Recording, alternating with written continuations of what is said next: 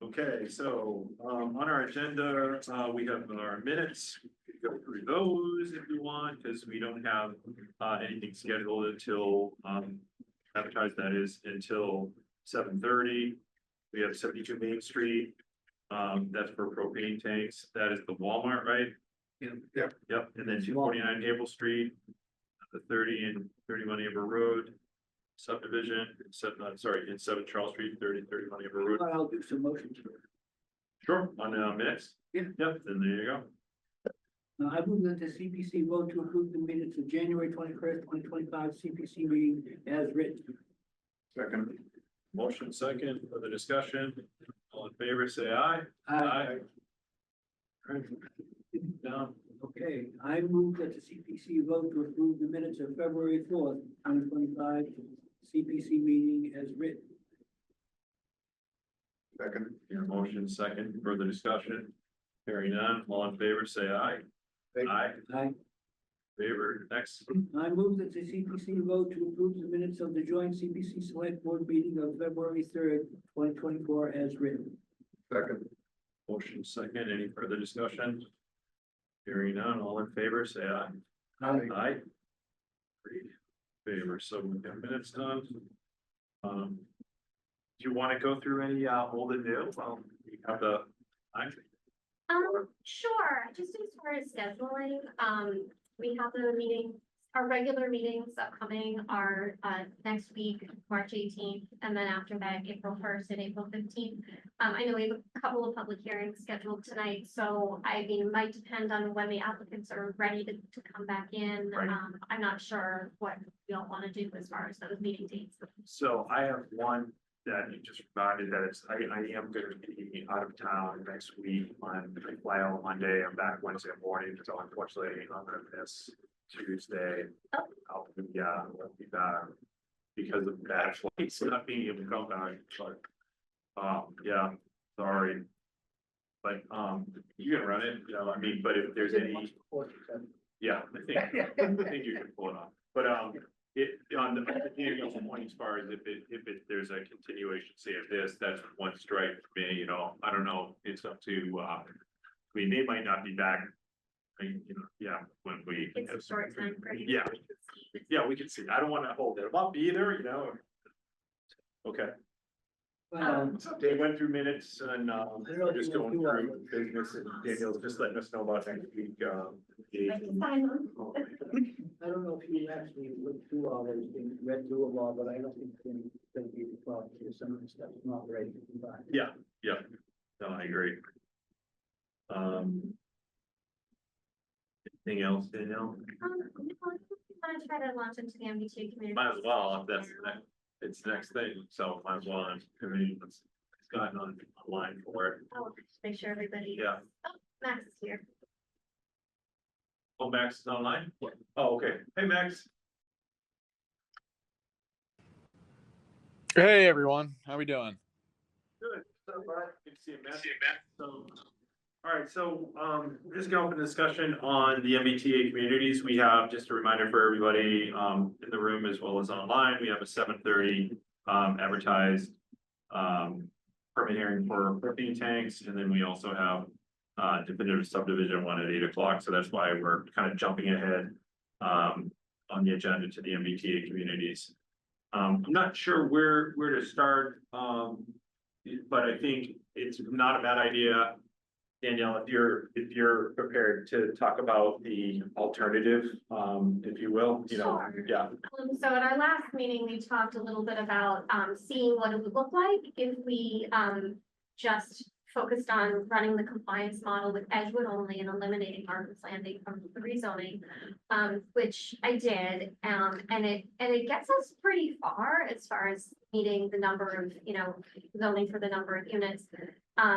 And so as far as finding another area to make up for the remaining, you know, 10 or so acres that would not, you know, now would not be needed, just tried the Main Street Mixed Use Overlay District, which is a zone on Main Street that does already allow residential zoning, but by special permit. Right. And also has a requirement in it that there be some non-residential component, 20% of a development. Mixed use, right, Mixed use. retail, whatever, some business, yeah. So both of those, so if we were to target that district as, you know, an alternative, as a substitute for Marcus Landing, that would work as far as we can see with the compliance model. It could yield enough, units and enough acreage to meet the zoning, that would be required for 3A. And it actually would exceed it. So one of the things I suggested in the draft zoning, that I prepared was to actually lower the amount of density that would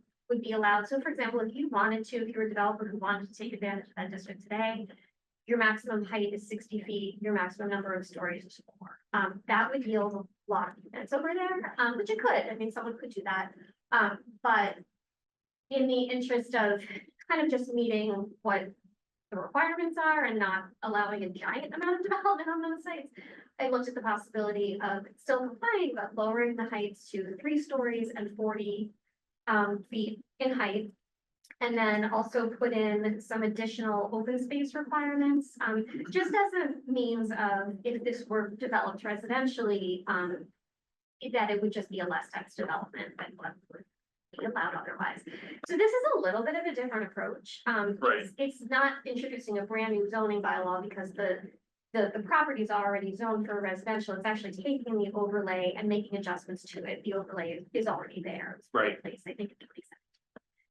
So that is something that could yield, we think, you know, based on the compliance model, could create a compliant district if there's interest in that.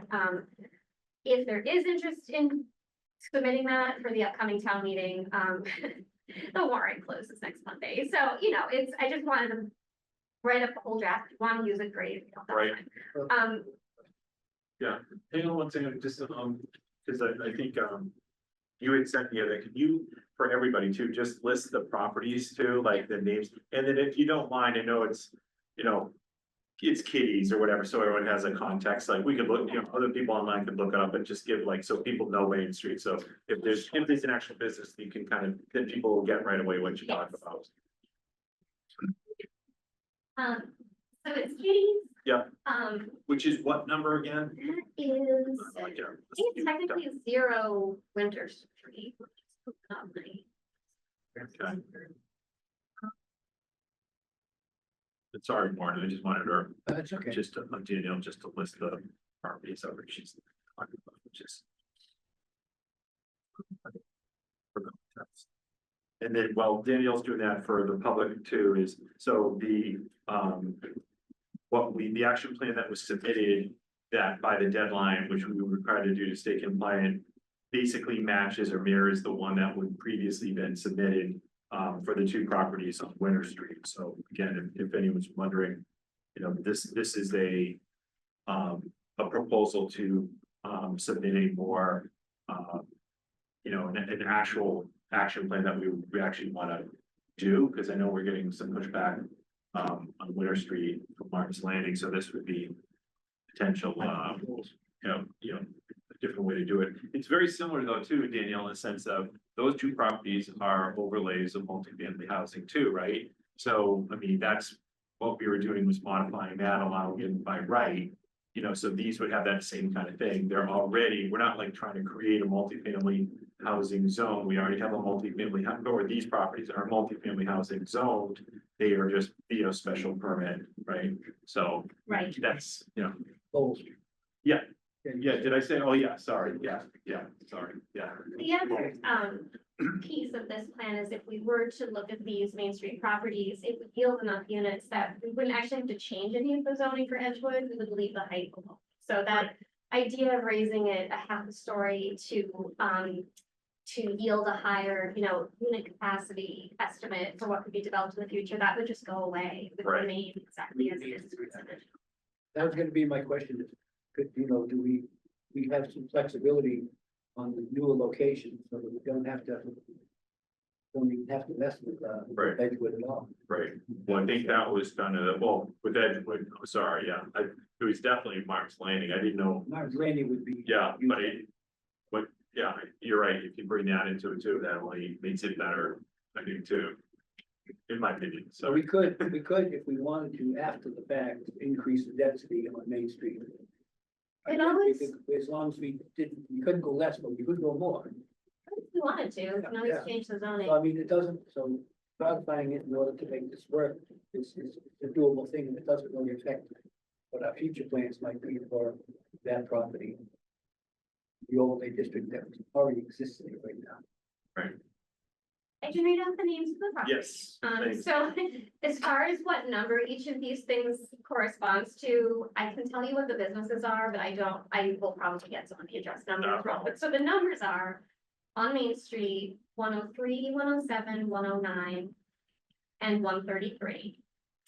And then on Winter Street, it's 66, 68, 0 Rear, and 0 Winter Street, and 73 Winter Street. So that includes Kitty's, the car wash, the new sign business at 66 Winter, the former Heffron property, the property right behind it, Heavenly Donuts, Like I said, the mobile park, the mobile home park, Papagino's up there. Papagino's, the old Papagino site, yeah. And I think that's everything. It's a total of Yeah, eight, nine. at least small I'll parts. see what it was gonna be. Danielle, what's involved with you? You're saying it has to be in, but when this thing? So as far as if we were interested in putting this on the warrant for June. The select board has requested warrant articles. Usually the deadline is the third Monday in March for the June town meeting, so that is Monday of next week. Which is 17. Which is the 17th. That's right. Which is why I went ahead and just kind of directed if you want to use it, that way we'd have it if you wanted to submit it.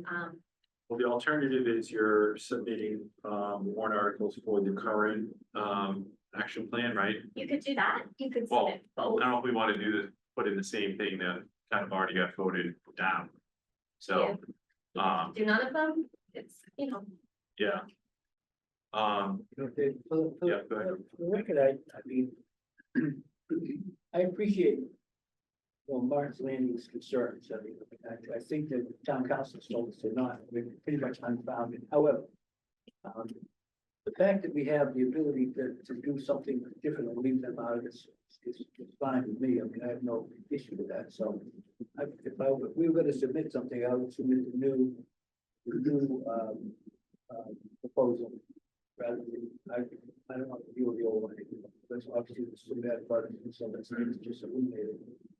And again, that's an overlay district that already existed, which we did when we were hoping to put that whole project in that we looked at. That's when we put that overlay district in, and we just it never went anywhere, so. Okay. But it's, again, it's the minor change to an existing overlay, so. I think too, what I like about it is it has, or Danielle expressed that there's some ability to limit, height and have some open space. So that, again, we all know, I mean, this is North Reading. If you all of a sudden saw a 60-foot high building, 4-story on Main Street, it'd be quite shocking really for this town. So I think, The other thing that we have is we have consultant did a bunch of work for us, and one of the recommendations that we had from our consultants is that we put more housing on Main Street, so we actually have something to back that up.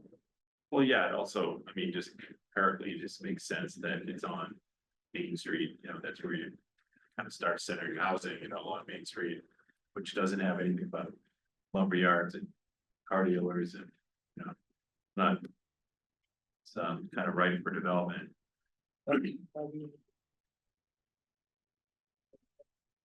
Yeah.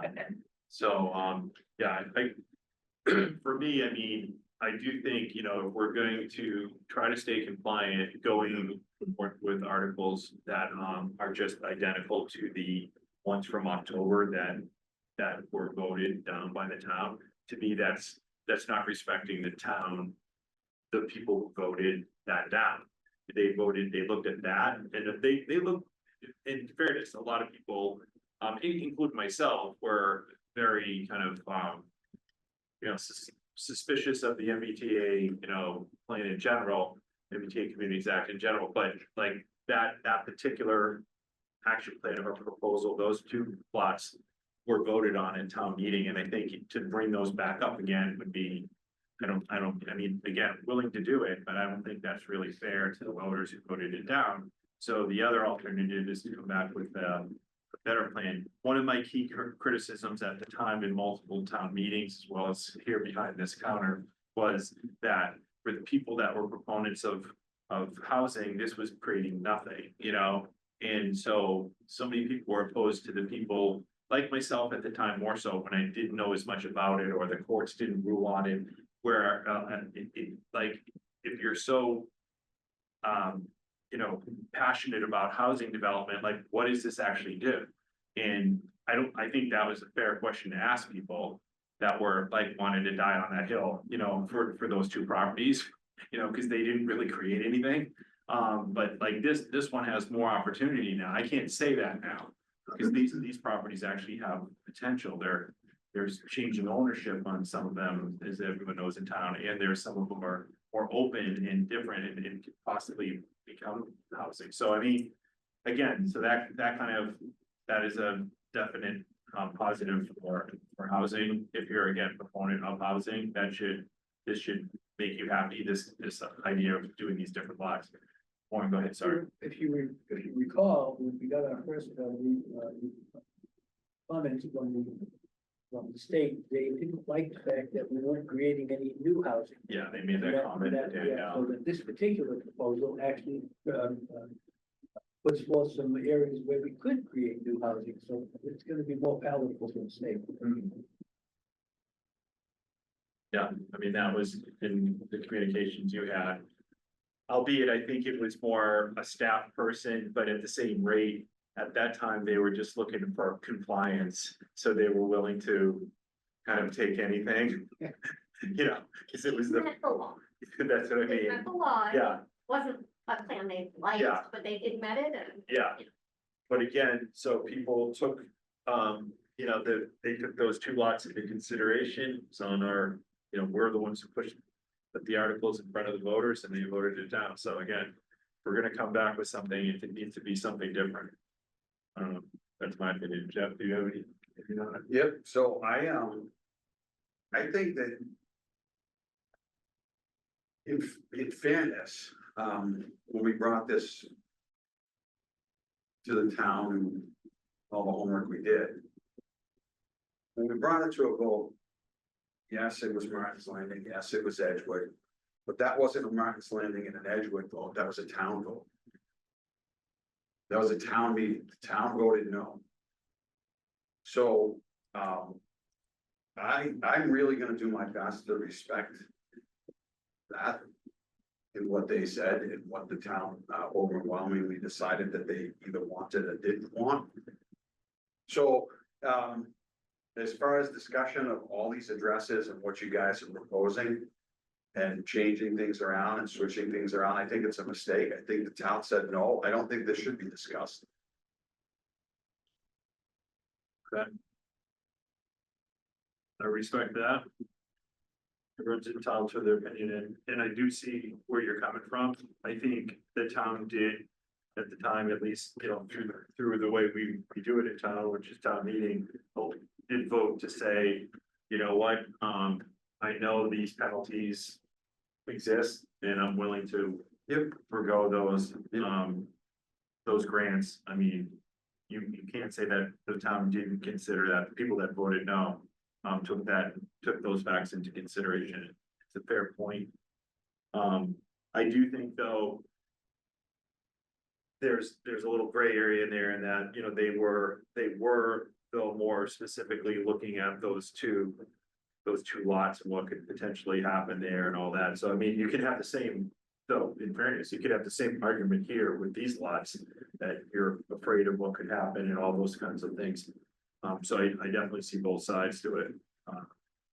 What I fear after, you know, going through the SJC ruling, even the auditors, you know, decision of late, is that we still are faced with the prospects of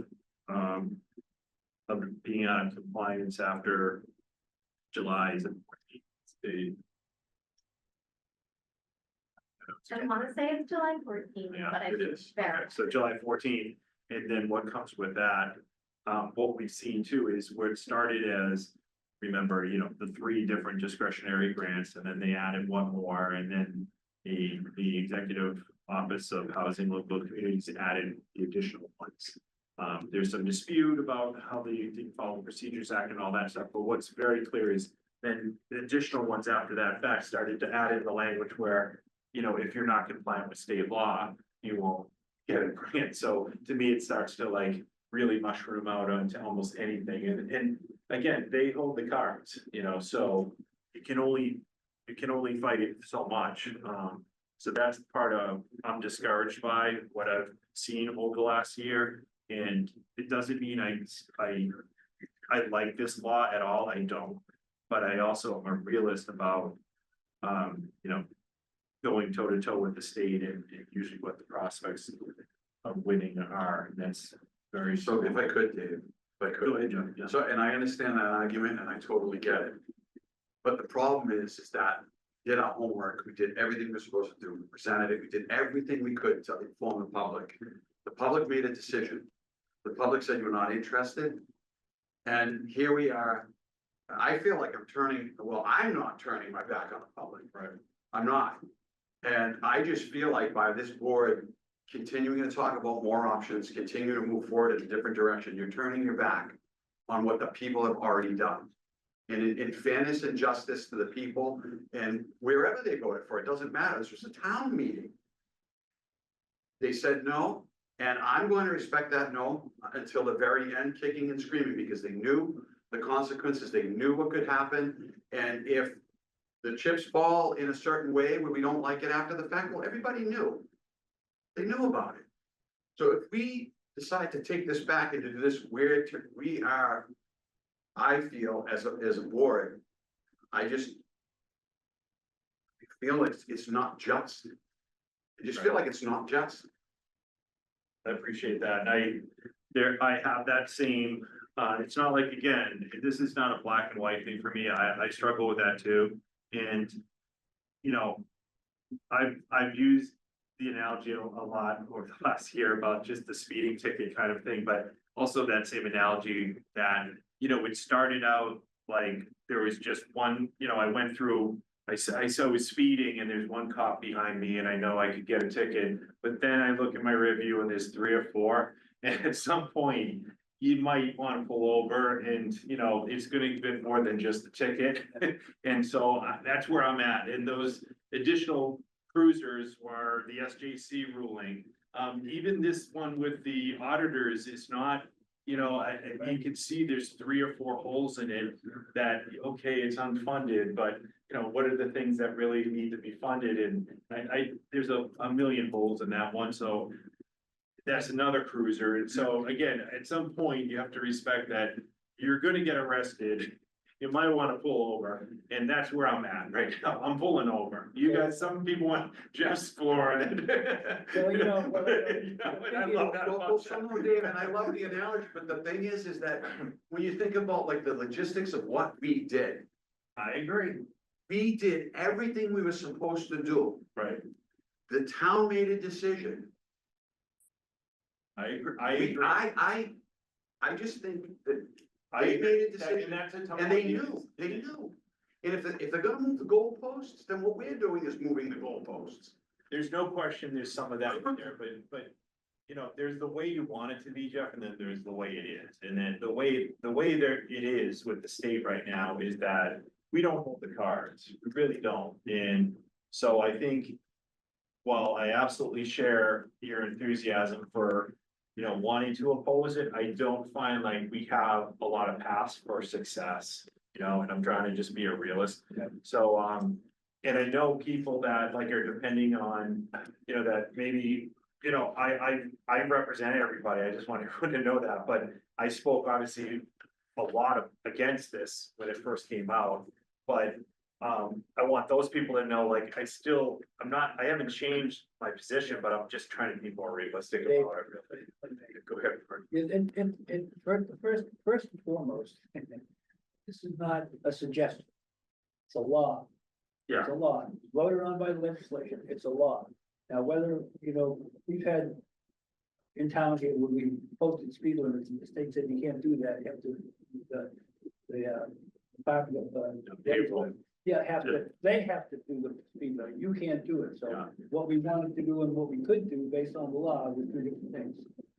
The majority of the issues that were brought up at that town meeting that convinced these people to vote no were scare tactics for the most part. Warren, I disagree. That these Yeah, I things- disagree, Warren. that these- Say that in I public think they forum. I disagree.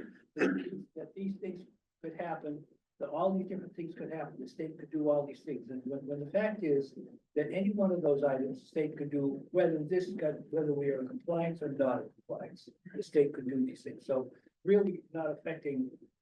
Well, Warren, just to be fair, I heard as many scare tactics on the other side as I did, I mean, there's just. To be fair to everybody, there were scare tactics all around, and then everyone cared to share, everyone, like, they have their own possession of facts. I mean, I heard many people say like, you misrepresented how many grants we lost or whatever, and I just want to be clear, like, we went with the information we had at the time, so first off, what town meeting you're referring to? Yeah. And as Danielle knows, that we had to follow KP law, we reached out, okay, what are the grants? Danielle dug up all the grants that fall into that law, and we looked at how many we had, and I correctly gave exactly how much we'd gotten in that 9-year period.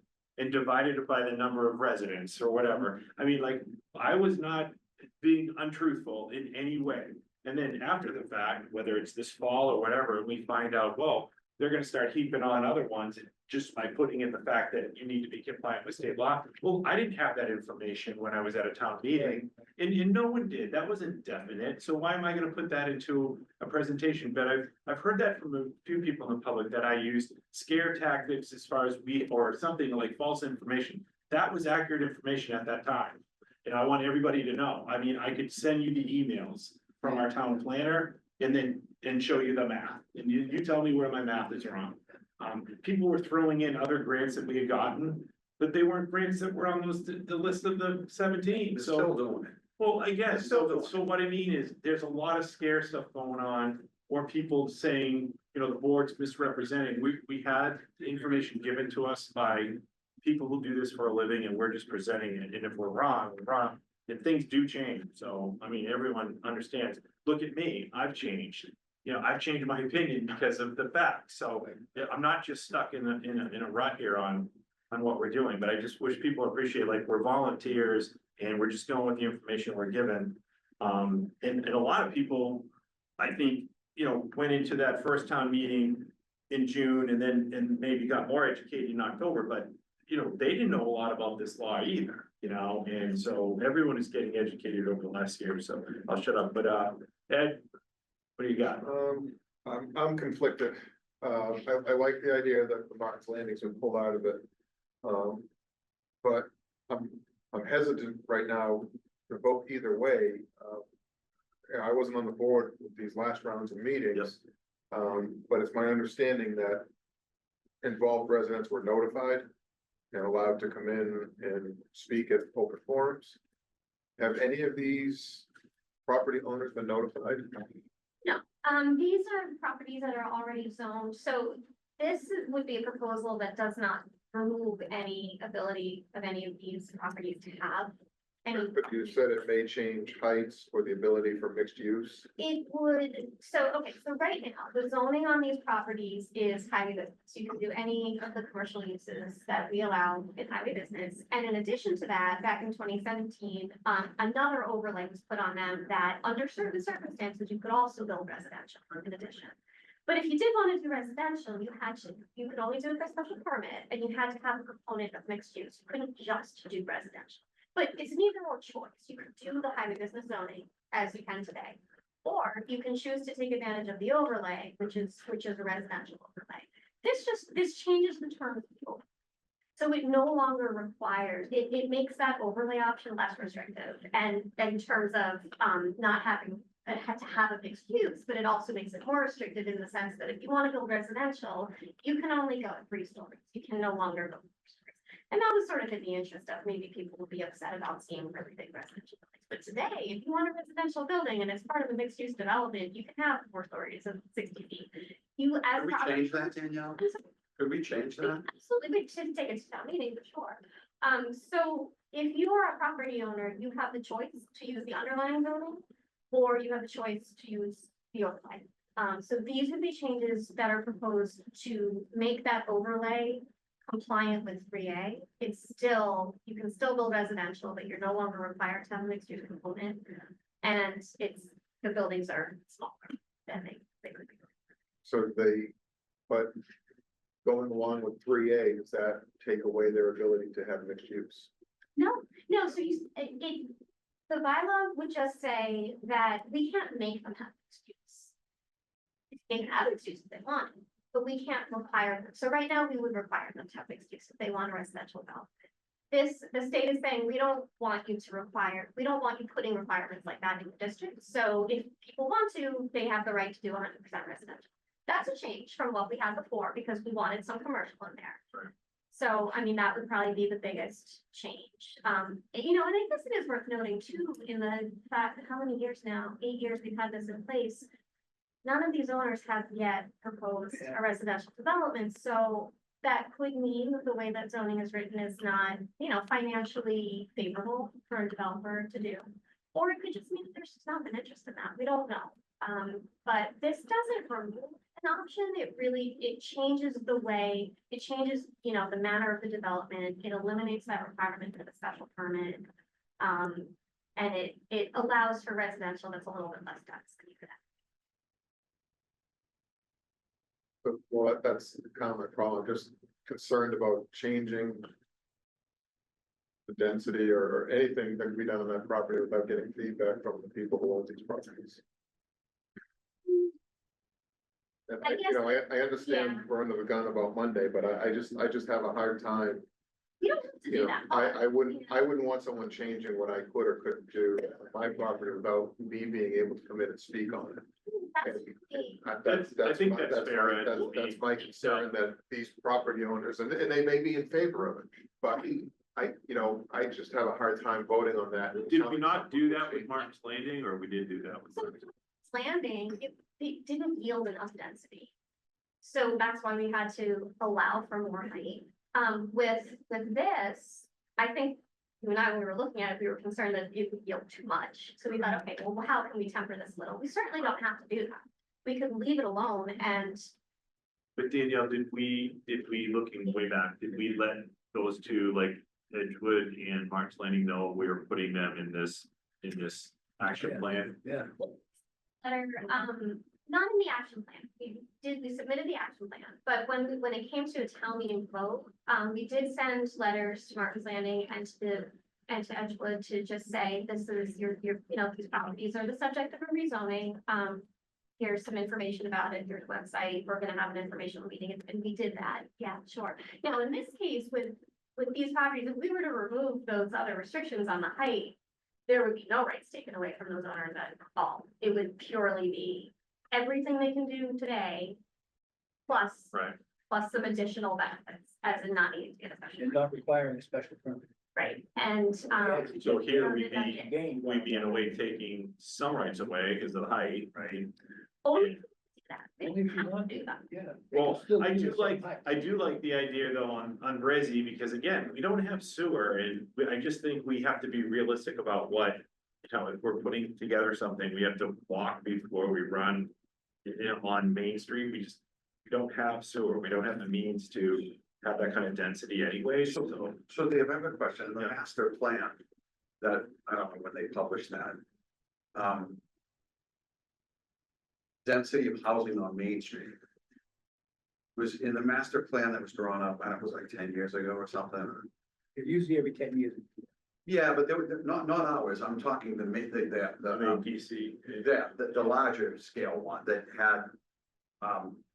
Like they had all the, they had all the sketch work, the artwork, and they did all this green space area stuff, and they created this whole different feel and look for that area in particular. The Abacus, maybe, was that the one, maybe? That, The advocates is. Was it the Abacus for like Winter Street, that whole, was it like? yeah, so the town's master plan. Okay.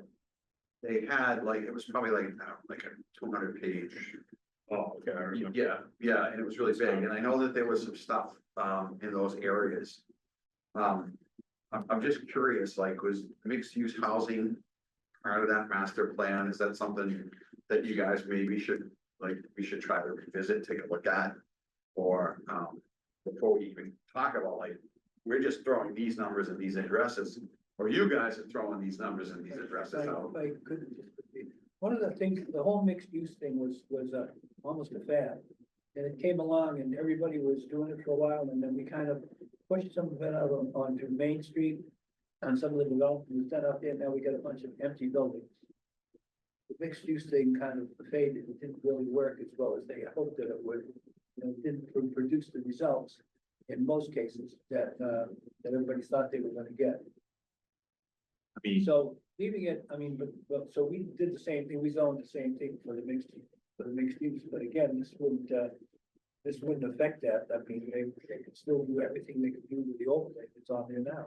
It wouldn't change anything. I think we should address, the question, and yes, in the 2020 master plan, one of the recommendations was to have mixed use on Main Street, and, you know, and there was another recommendation specifically to introduce more housing on Main Street, because it would be a way of supporting commercial. We didn't have a lot of hope of expanding our capacity for commercial development without having more residents, higher density people living around it to patronize those businesses. Right. So, I mean, you can see when they ran their, you know, economic analysis, they really found that we could have capacity to develop a little bit commercially if we introduced more housing, but if we didn't do that, we didn't have a whole lot of potential for that.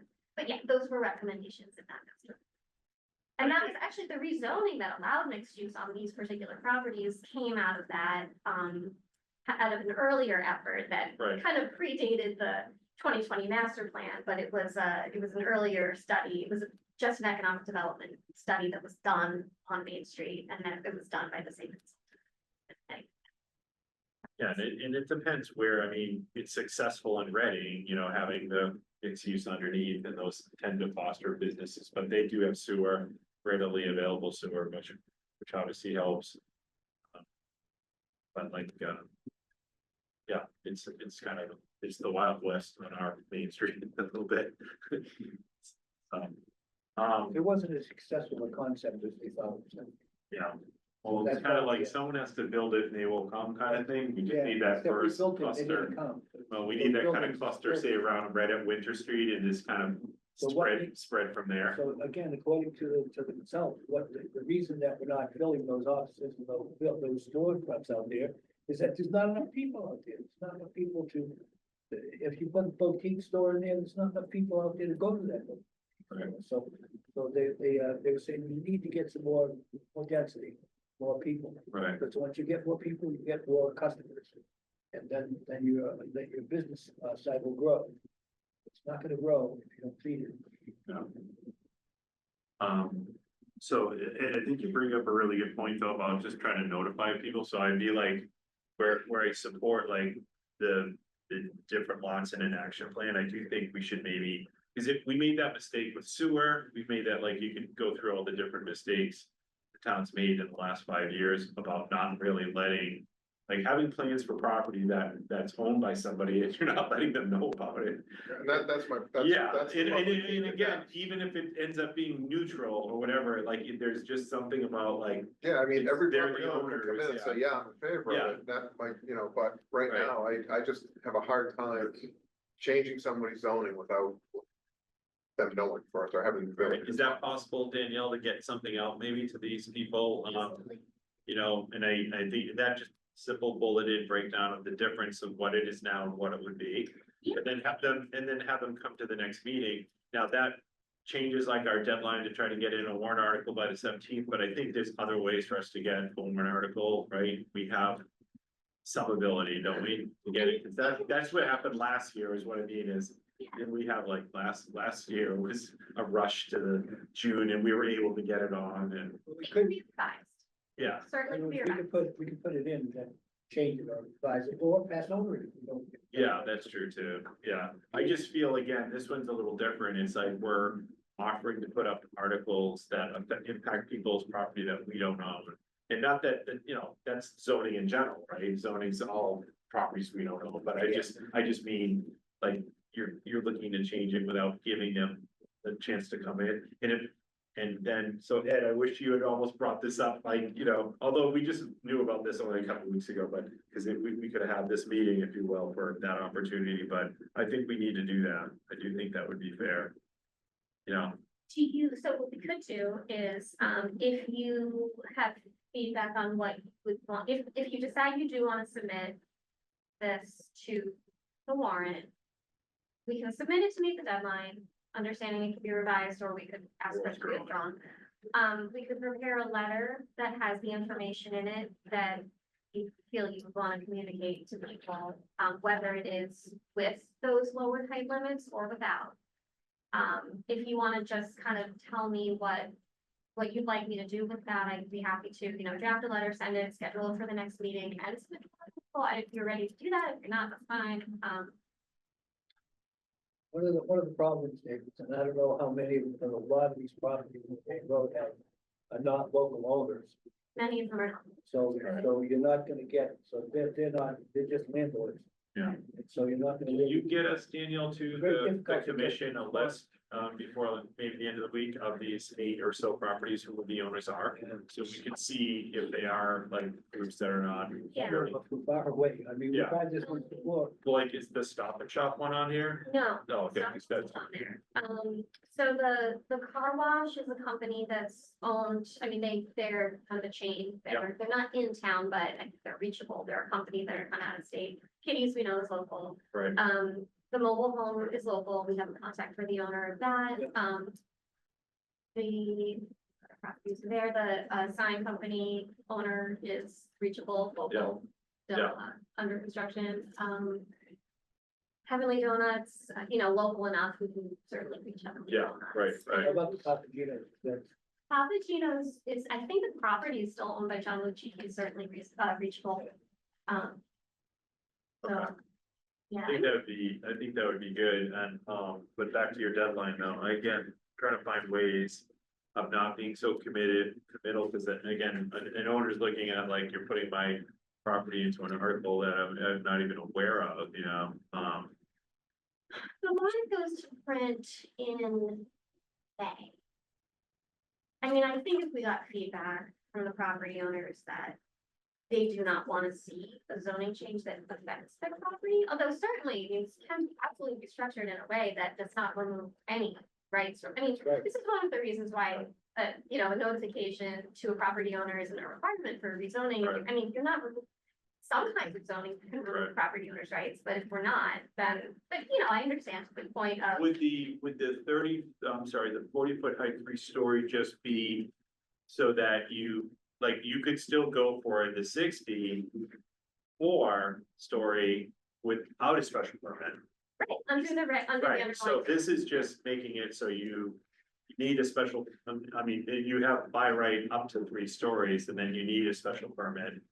We before could you go. definitely do it that way. Well, what I mean is, because it's there, when they're talking about, because they don't have that right now to do resi at 4 stories, or do they? They have the right, if they can incorporate some component of commercial on their site. It does not have to be within the same building, but it has to be 20% of the floor area somewhere on the site. It has to be, something So non-residential that could stand, that, because that's the way it's written right now. right. Now, the way 3A is though, we can't require commercial. We can certainly allow people to do it, but we can't Right. make. So, Come out, that would come completely out of the situation. On the property then. Right, they Yeah. must be, and they would in fact. So how then could you Now limit them everything to would be by right. 35 feet then, if you're being, 40, so what you mean the 40, sorry, suggestion of, so I mean, that would be 3 stories, a 3-story residential building. Now, I think that's a good idea, though, if you want to preserve people's rights to have a 4-story residential building by special permit, as they have it now, we could do, you can have 3 stories by right, the 4th story, you can have it by special permit only. I mean, we could do that if we want to maintain some level of control of the density, but we still don't want to take away someone's right to have a 4th story by special permit, which they have today. right? I mean, I think that would really keep everyone's rights totally intact, if we were to put something like that in there. Right, It wouldn't remove anyone's ability to develop anything. yeah, if I would do that more than anything, but. Yeah, I mean, again. I'd be interested in hear from any of the owners if they are opposed to any. It seemed to be. It's a PR alone, you know, it was a mistake, I think, you know, it's became very divisive, you know, well, why are two properties? You heard that a lot. Pick these two, you know, and yet they were done, so I think you're a really smart way. But, you know, it turned out, no, you know, because it wouldn't have required any development is what I'm getting at, but this is a little For different. the state would be happy with this new proposal, because- Well, yeah, they'd be happier, because right? there's an opportunity for them to get what they're looking for, which is more housing. Okay, so where are we at there right now? So I think, I think between the five of you, if you want to decide whether you want to instruct me to submit a warrant article or not, that probably should be, Is this a vote or is this?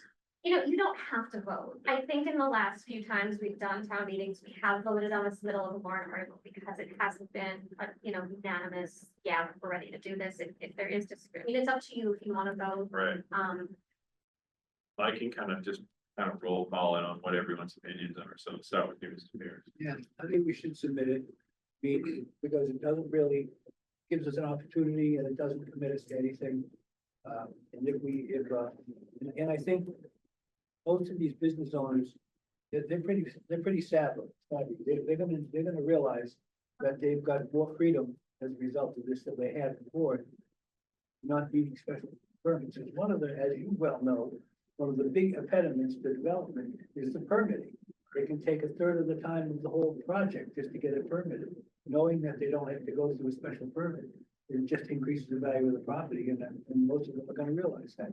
Right. So I would say we doing them a disservice, so we didn't put it right out there and see if we could do it. Not to mention the town and everything else. We've already spent a substantial amount of money on the council. I'll see, these missteps and what we need to. Ed, I mean, I'd like to hear from the property owners before we go putting something into it. so is that a no? Yeah. Okay. Good, yeah. Okay, Max, you're still on? Yep, the Max is on. What do you feel, Max? Your opinion?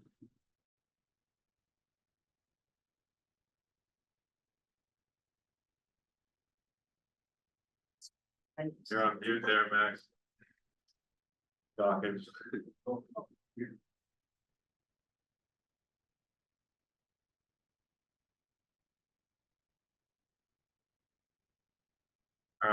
I'll go. I think we should, because we can always, you know, pull it back, but I think we should. And, but I do also agree with Ed that I'd like to make sure we do, and have, invite them and have a notification, invite them to a public hearing here to, express any concern, whatever. Any way they want to do it, even on Zoom, whatever. You know, it occurs to me too, another option we could have for this is we could leave that overlay in place exactly as it is today, and we could introduce another option within it. If you want to have a development that's allowed the way it is today by special permit with a component of commercial, the 20%, you can still do that exactly as you can today. However, if you are also interested instead in doing a 100% residential project, you may do that under the following conditions. It can only be 3 stories. These are the additional open space requirements, et cetera. The other more restrictive things that we put in that. So we could keep all of the options. Underlying zoning of highway business stays in place. Overlay stays in place for a special permit mixed use development. And in addition to that, you may also do 100% residential, but you do have to follow some additional, you know, guidelines as far as a lowered density if you're doing residential only. I mean, that is another option, and that is purely something that adds options to property owners and takes Right. nothing away, because we're not crossing anything out. Right. We could do. So, I mean, it's something else to think about. Yeah, I think so. Warren and I are for it. It sounds like we got 2 and 2. I don't know. But again, if Max is, did he jump off? See him now. Oh, thank you. For you guys. I guess we can come back to it, I guess, because I want to move on, and we can always just end with that. So, but let's see. We get a lot of people on. I'll just open it to the public, just say your name and your address, if you have anything to, add to the MBTA community's discussion. Raise your hand or email. Minutes here. Minutes, but. All right, doesn't look like anyone wants to speak to that, so that's fine, and we're probably gonna talk about it again here, because we lost Max. And then Daniel, text Max, see if he can get back onto that discussion. So we're gonna just, move on from MBTA and go to our schedule. I guess we should do our 7:30, because we're running late right now, right? How late? Yes, we're running late, sorry, Joe. You here for 72 Main? No, I didn't think so, but I was just saying we have 72 Main here too. Come on up. Yeah, sure. Is that mic on too, Danielle? Is that what, that's mic for? Is that whoever you need?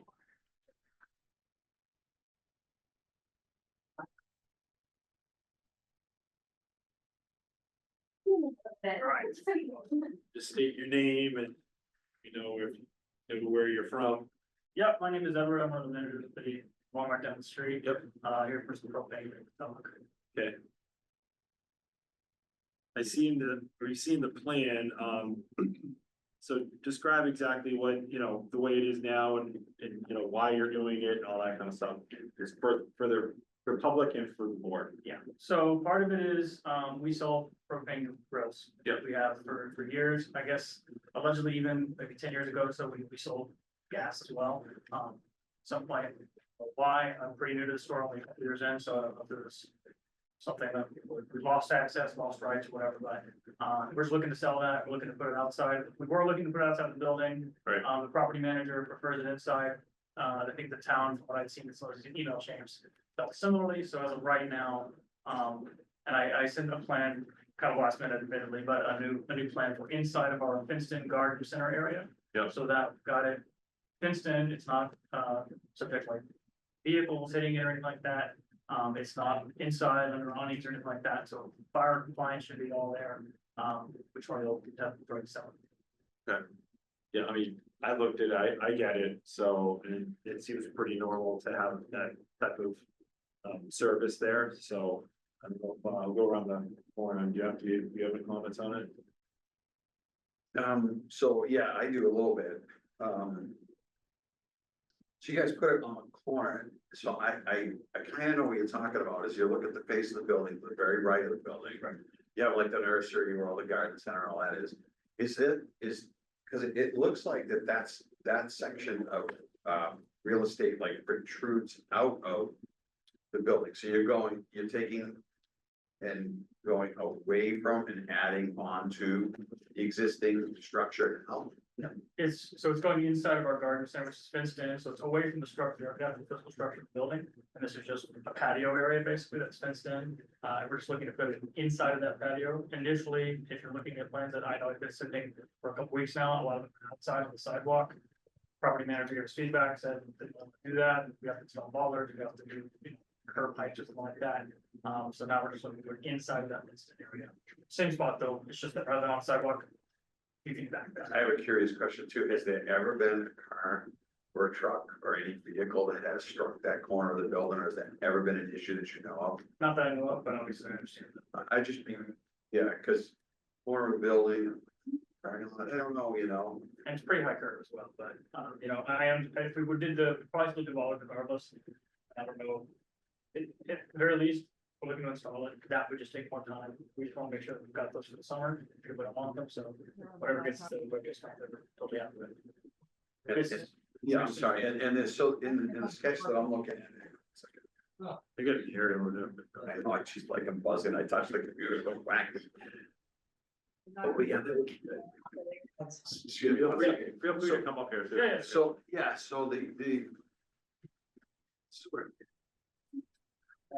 well, not so much confused. Okay, so this is the outside area you're talking about right here. Correct. So the bump out in the sketch, maybe it looks a little different, is actually like, this is the structure of the building here, is that? Yeah, and then there's a patio, so we're looking to just put it set up on the sidewalk here, which the initial plan was. Right. We're just setting that Right here, right.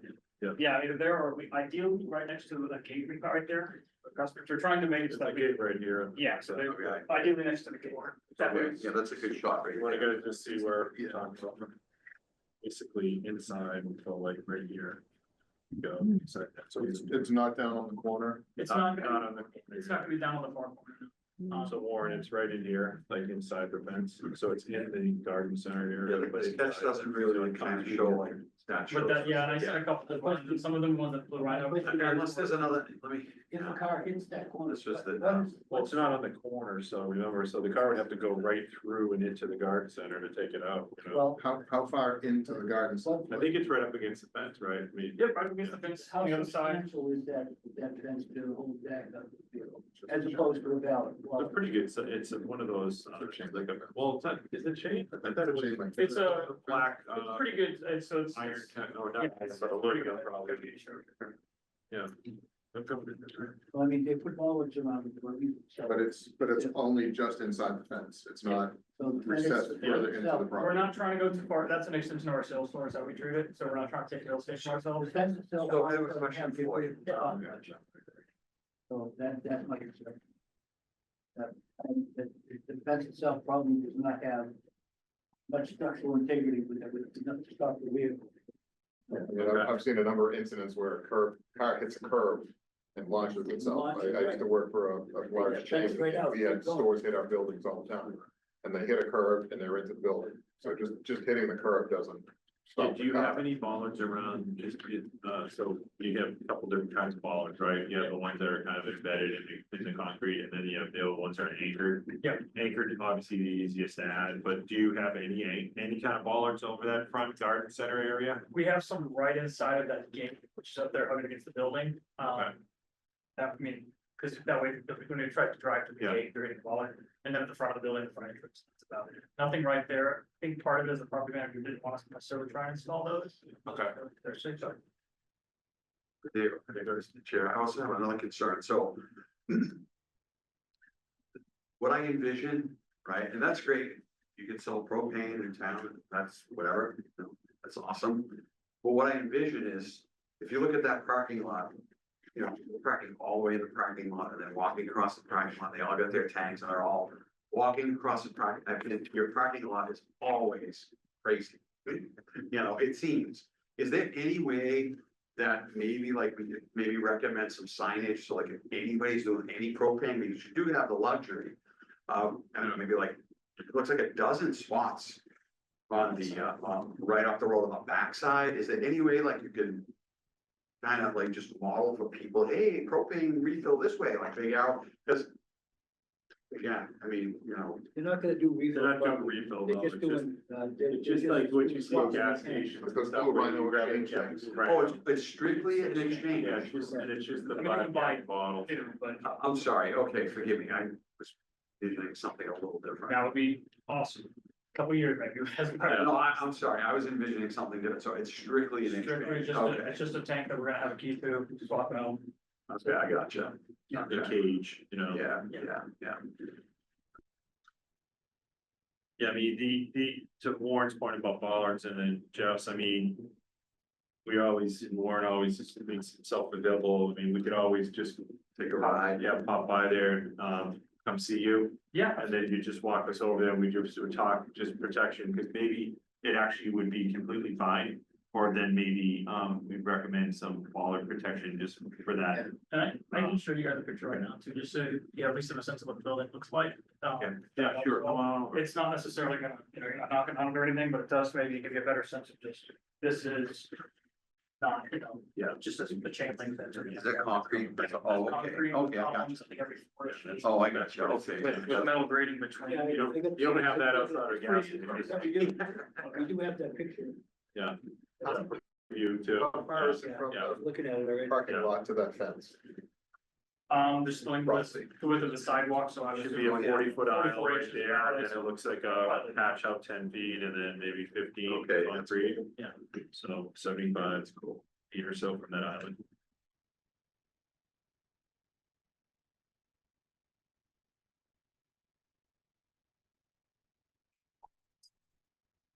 Yeah.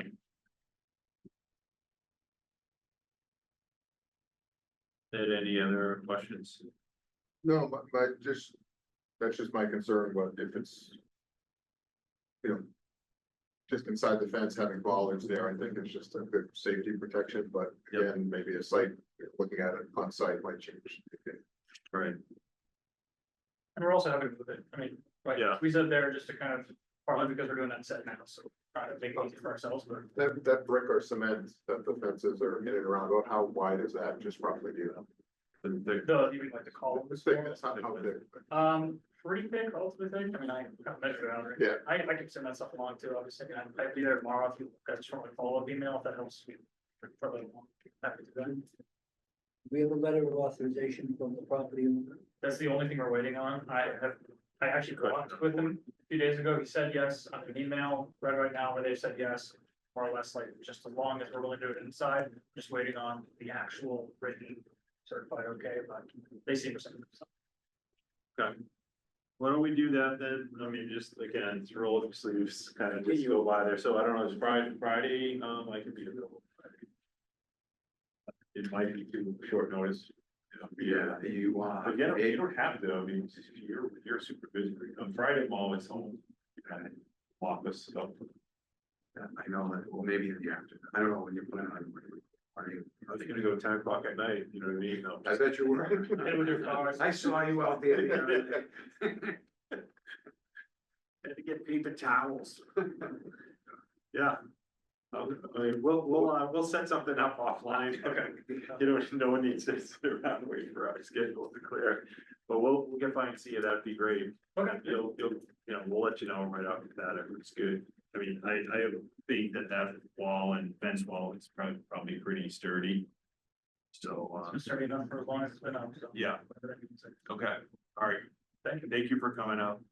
Yep, sorry. Is that final? Is it that last one? Like, Yes, I sent two. I do just want to send that out to the departments. I know building and fire. We're Yeah, looking fire, for, we're but you'll definitely- clearly see, Yeah. they want to know the dimensions of the area. They want to make sure they understand exactly where it is. So I will send that out to them tomorrow and I'll give you any feedback and then I suggest we continue the public hearing to the next. Yep, that way it's just, we'll give our decision on what we're gonna do. And then anybody comment, especially with fire and PD, have that in hand by then. Yeah, building inspector too, Jerry, yeah. Gotta go through those couple of hoops. All right, thank you. When do you want to continue the meeting till? So we could do it for the 18th, because Warren will run it. I'm not gonna be here that night, but, it's fair. I'll definitely have gone out there by then, so I can. You guys want to meet on the 18th? Yeah. So why don't we, you guys have a motion, No, Tuesday. Take back this one. I think you guys have a motion for continuing the public hearing. Yeah, does anyone have, or you want to just read it? So. Yeah.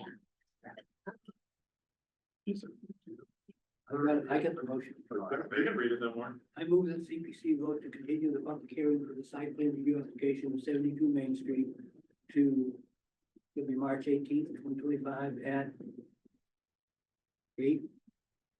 7:30. 7:30. We started at 7. You can, yeah, we started at 7:15. 7:30 p.m. 7:15, there's no sense. Okay. I give it up. 7:15. Yeah. I'm easy.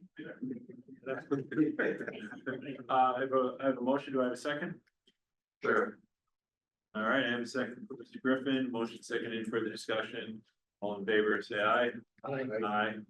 All right, we'll see you, next week. Or 2 weeks, no, next week, Next yeah, week. they're 2 in a row.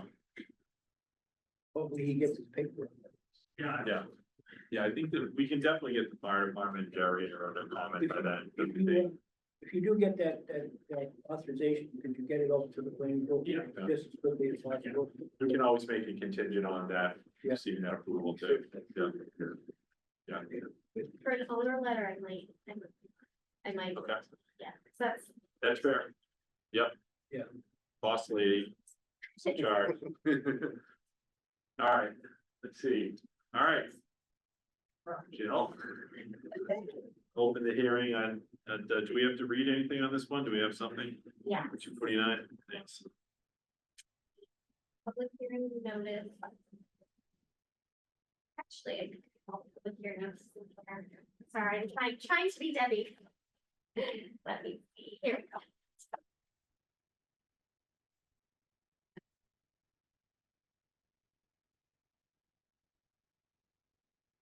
Oh, I. Yeah. You should be right. Okay,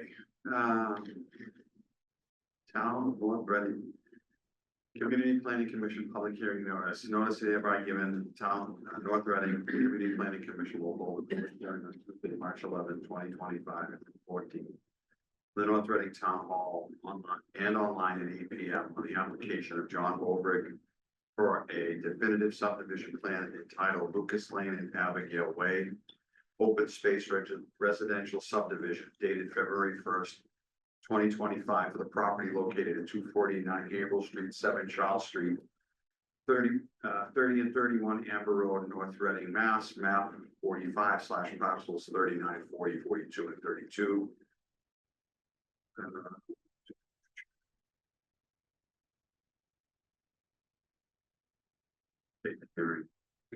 The copy of this plan is on file in the Community Planning Commission office Monday through Thursday at 4 p.m. on Friday, 8 a.m. till 1 p.m. A copy of the plan also may be viewed by visiting the Community Planning Commission website. That's all you got. Thanks, Jeff. Yeah. Attorney Man, welcome.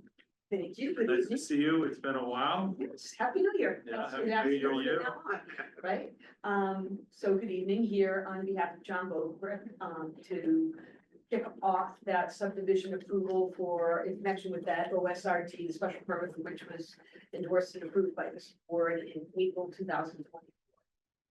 We are in the middle of actually slightly revising our plans, but I didn't want to not come tonight because I know that sometimes the butters show up and they'd like to be able to, have the hearing be open. The reason we have some modifications is we have delivered to the DEP and to the Conservation Commission. And I shouldn't have plans up, but if you can remember, one of the driveways kind of went through and it went between two wetlands. So they asked us to make some adjustments to some of the stormwater management facilities that are located on each side. So we believe that the subdivision roadways, which are actually outside of the buffer areas, will be fine. But it's access to those individual lots that we're trying to basically modify, and then some of the stormwater. So we did actually open our hearing as well before the Conservation Commission and had a sidewalk on this past Saturday, and some of the abutters actually were there. And I see Mr. Arsenault is on as well. He was one of the abutters that showed up for the Conservation Commission hearing, sidewalk. We basically follow the OSRD permit plan. I mean, we showed the same exact thing. We showed the 30 homes, we showed 13 lots, we show the, literally it's the same plan. The open space still consists of several individual parcels because of ownership, but they're all contiguous as required. We still continue to meet the open space mandate. And now we are simply trying to get our ducks in a row with regard to COMCOM, so I didn't necessarily want to either for Ms. McKnight to send this out to the peer reviewer, so they didn't have to review something again. So I believe that there was a conversation about hiring the peer reviewer to review the plans, and we anticipate Mr. Piper and actually Funk Back Engineering is here virtually. And I think, Brendan, you're gonna be finishing those plans this week, so we can get them out to the COSCON, and then we can actually get them to the peer reviewer so that he can review for compliance with the subdivision and with the zoning, I shouldn't say zoning, the wetland bylaw. Yes, that's the intent. At the absolute latest, it would be first thing Monday morning, but that's the goal.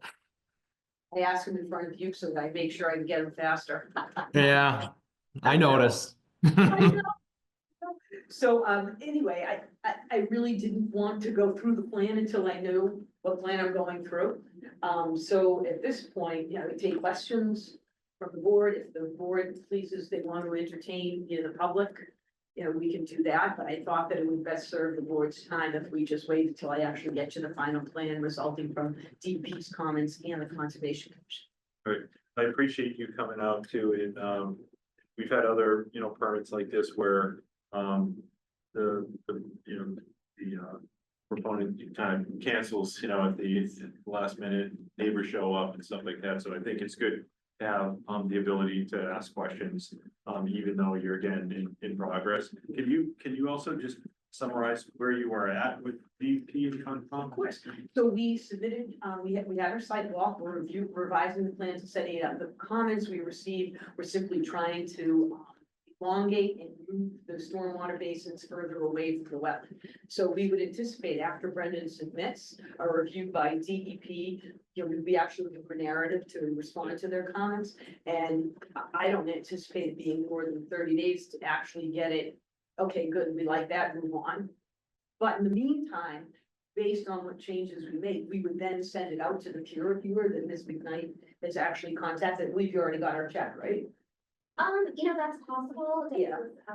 Oh, she may have received it. Right, so Ms. McKnight told us how much it would be for the peer review. We sent that in so as not to create any delay. I think you also had mentioned a peer review relative to traffic, because I know that when we even the discussion relative to Amber, we have no intention of using that roadway, or we will never use that roadway. Our entrance points do have proper site distance and are safe for access.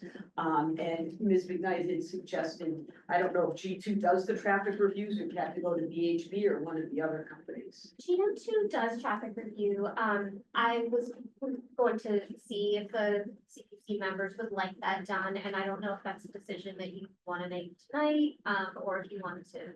Now, if you opt, I mean, I think that the board probably knows whether they, and I don't know that, but if you do know whether or not you want one, we're more than inclined to give the additional funds so that that can be done, at the same time that we do the review for compliance with the bylaw, and compliance with, stormwater management and. But that's obviously your decision.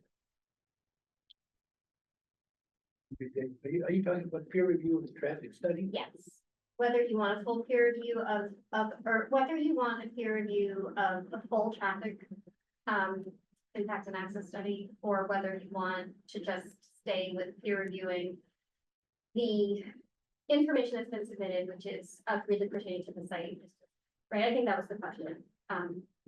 Because right now there isn't a full traffic study, it's a site distance analysis. Yes. Whether you think it's necessary for this project, I mean, it's up to you whether you want to require that, and then we would have a peer review. I mean, what we're trying to get, or anyone's trying to get, other than just, pure harassment out of a traffic study, is some meaningful measures and recommendations. How to make it safer for people pulling in and out, and for people just traveling in April, so. I mean, I'm inclined to say yes, because I've always felt that that's such a dangerous corner there at North Street, so that's my opinion, but I'm not doing so. Turning man, just wanting to, let's do a traffic study. I don't throw those out lightly, coming from a development background. But I do think in this particular case, it's important, because there might be something we learn from it that could help the project and help us in North Reading, because that'll be kind of a hot corner. We absolutely are not opposed. Okay, all right, so everyone's in agreement on that. When we do that, and then, as Danielle said, then G2 will then include that in their review, the results of that traffic study analysis.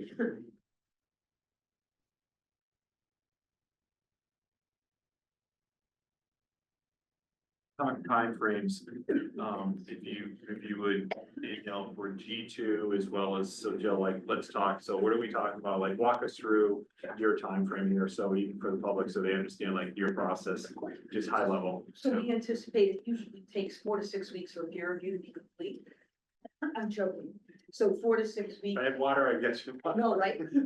So we would anticipate then, based on tonight, G2 can, probably start the review next week. And as long as we get the money to them and they know that it's there, they'll actually put it in their schedule. So I anticipate 4 to 6 weeks. So where does that push us? That pushes us into late April. We need at least 2 weeks, sometimes more, depending on the level of comments to respond, so that pushes us then into the beginning of May. Usually with G2, they're pretty good. They will actually engage with our civil engineer. So when we go through the comments, we don't go, oh, here's a letter, here's a letter, here's a letter, they'll be like, okay, let's just resolve this. So that probably would happen, now you're looking at the end of May. Where does traffic fit in there? So traffic, we would just do, well, right now, we've already done almost all of the work. Well, I remember you guys presented something, I thought Yeah. it was more in-house, cause from the civil group, but. We did do in-house, but I know that we actually had something additional, that's why we just have to supplement. I think we did, I don't recall if we did a speed assessment, Brendan, we do a speed assessment there? We did, right? Yeah, we Site- actually did a speed assessment and we did supplement that with the site distance figure. And it was done by a traffic sub-consultant to us. So we would use the same people that can just kind of piggyback off of what we already have. Takes time is getting all that information, so we have it, so I'm anticipating, I mean, I'll push. Surprise, I will call the traffic engineer, I'll keep on top of it with Brendan and we'll try and get that in.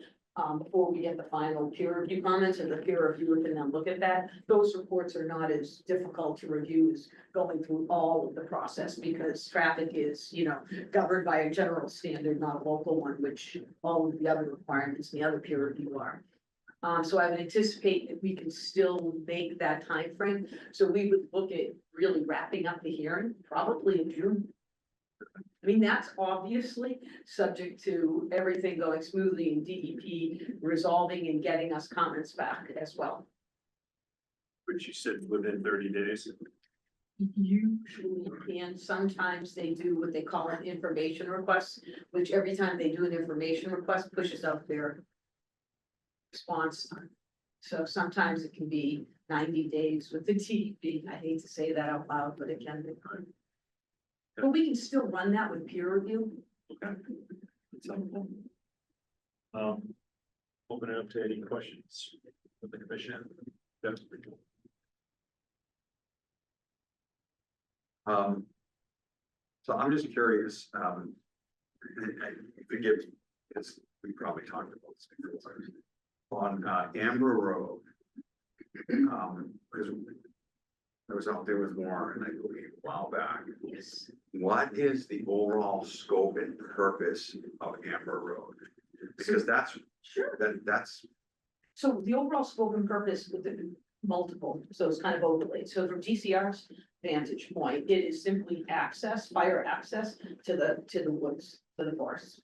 However, there are 2 people who actually have homes on that who have an easement and they use it for access to their homes. So we have no intention and will not use it ever to access any of the properties located within this OSRT. So basically it sits there, it is what it is. And it does have site distance issues. I mean, I was talking to Mr. Terrible. Arsenal.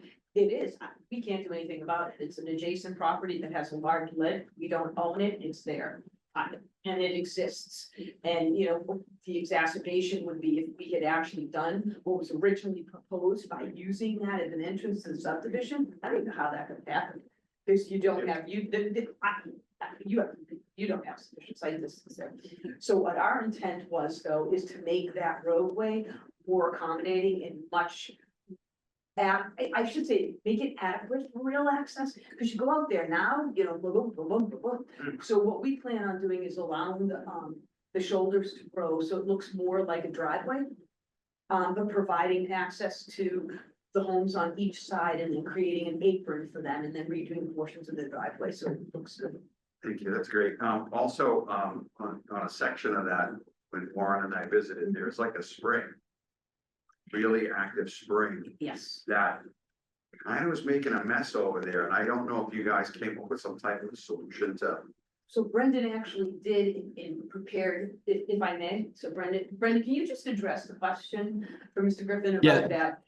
Yep. Yeah. So I was at the site walk and I think that embankment was formally out probably a few more feet towards the actual driveway in pre-existing conditions, and some earthwork had happened under the previous ownership that kind of exposed the flow of groundwater in that area.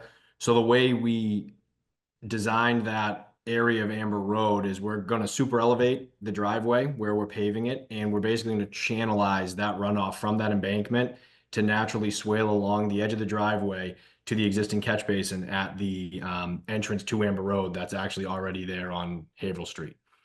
So that water won't continue to flow into that traveled way. It will be collected and flow more smoothly down and out of Amber Road. Thank you, appreciate that. And in the sketch that we have that you guys submitted, I hate to ask so many questions. No, you should, this is the meeting, I'm right? very curious, on the sketch you guys submitted here, there's like a gray area within it's like a narrow gray area between the roadway itself. Mhm. Is this a proposed paved area or is it a fresh stone? Yes. Right, Brandon? Yeah, so I believe, if I understand your question appropriately, that middle section that kind of meanders through the right of way is a 14-foot wide paved driveway in our proposal. Okay, so that section of the roadway will be paved by you guys? Yes. Yeah, we paved that front section. Okay, Yes. thank you. Thank you.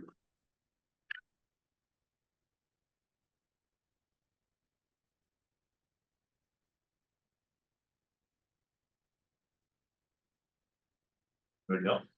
Questions there? Mark? Pretty clear on this. I don't know, so I open up to the public. Do you have any comments, questions? Just say your name and address.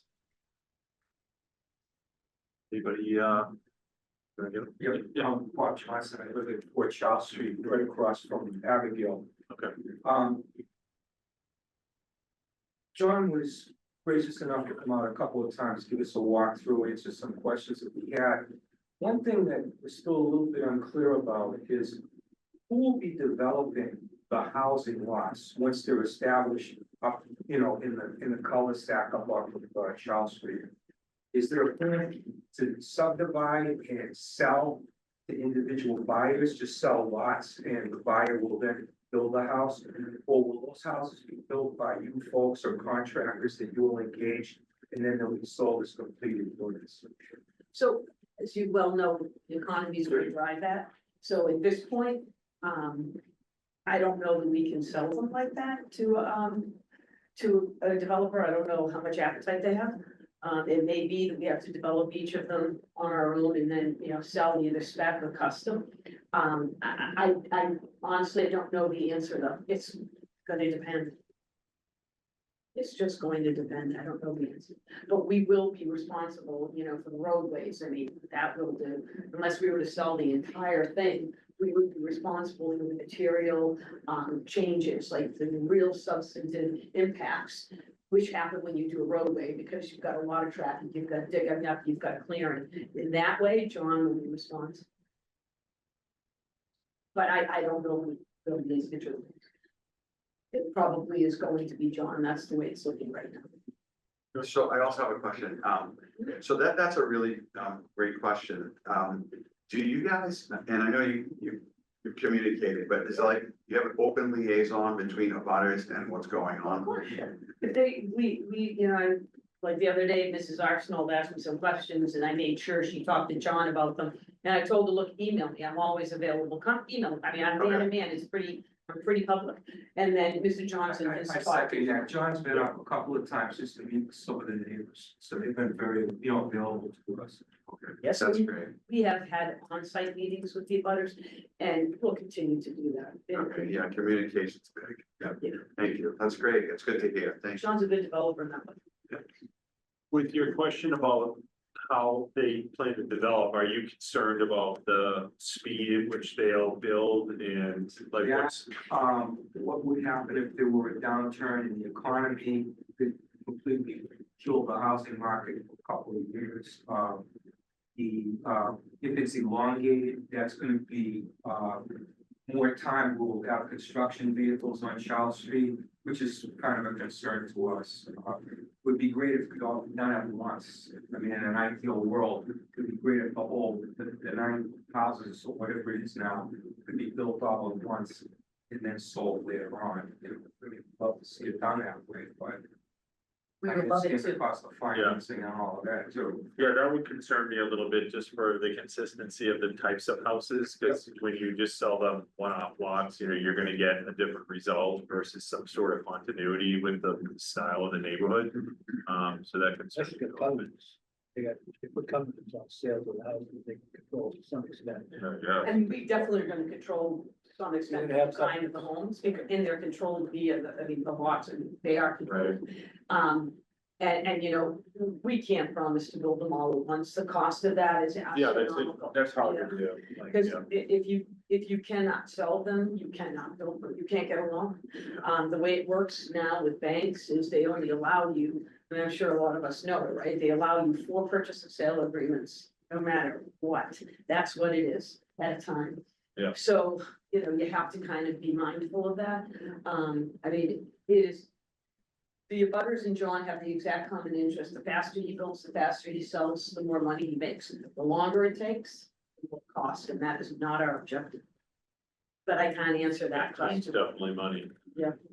Definitely the I economy. recommend too, Oh, it from all the different resi developments that I'm part of, that you go in a smooth line of progression to the jumping around thing, just because somebody comes to you and says, I want that lot, I want that lot.